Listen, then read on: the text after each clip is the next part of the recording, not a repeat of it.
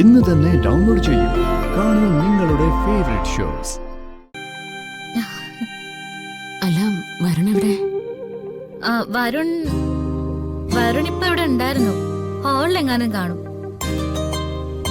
പിന്നെ മോക്ക് എന്തെങ്കിലും ആവശ്യമുണ്ടെങ്കിൽ എന്നോട് ചോദിക്കാൻ മടിക്കരുത് കേട്ടോ. സത്യം പറഞ്ഞ ഇപ്പൊ ഒരാവശ്യവും ഇല്ല. എല്ലാം കണ്ടറിഞ്ഞ് ചെയ്യുന്ന ഒരാളെ ദൈവം എനിക്ക് തന്നിട്ടുണ്ടല്ലോ. പിന്നെന്താ? ആ മോള ഫോൺ വരണമെന്ന് കൊടുത്തേ.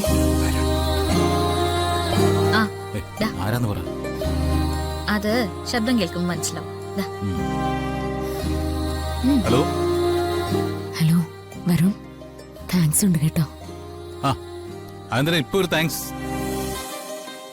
ഞാൻ കണിമംഗലത്തെ ജീവിതം എങ്ങനെയുണ്ടെന്ന് ചോദിച്ചപ്പോ എന്റെ മോള് പറഞ്ഞ മറുപടി എന്താണെന്ന് അറിയോ? അവളിപ്പോ സ്വർഗത്തിലാണെന്നാ. അതിന്റെ കാരണക്കാരൻ വരുണല്ലേ? താങ്ക്യൂ. താങ്ക്സ്. അതെ, രാധിക ഇപ്പൊ പഴയ ആളൊന്നും അല്ല മാഡം. എന്താ ഒരു ചങ്കൂറ്റെന്നറിയോ?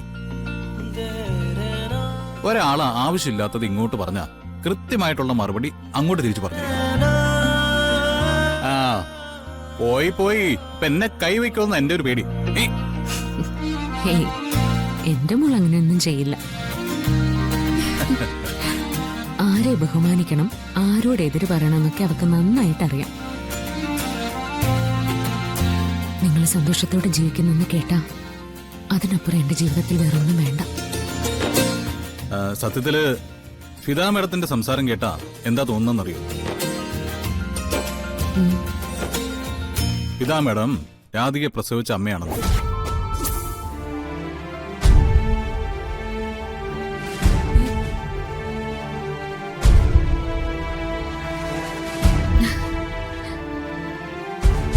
മേഡം അല്ല, അതങ്ങനെ തന്നെയാണല്ലോ. ഞാൻ പ്രസവിച്ച മോളായിട്ട് തന്നെയാ കാണുന്നേ. എന്താ? എങ്കിൽ ശരി വരുൺ, ഞാൻ പിന്നെ വിളിച്ചോളാം. ഞങ്ങളെ സമയം കിട്ടുമ്പോ അങ്ങോട്ട് വരാം മേഡം. ഇടയ്ക്കിടയ്ക്ക് അമ്മയെ കാണിക്കാനായിട്ട് മോളെ ഒന്ന് കൊണ്ടുവരണമല്ലോ. മോള് സന്തോഷത്തോടെ ഇരിക്കുകയാണെന്ന് അമ്മയൊന്നും അറിയണ്ടേ?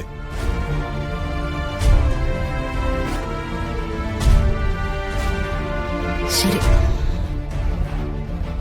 ഈ അമ്മ തന്റെ ഭാഗ്യാണ്. അതെ, എനിക്ക് കിട്ടിയ കുറച്ചു ഭാഗ്യങ്ങളില് വളരെ പ്രധാനപ്പെട്ട സ്ഥാനത്തുണ്ട് ഫിദ മാഡം.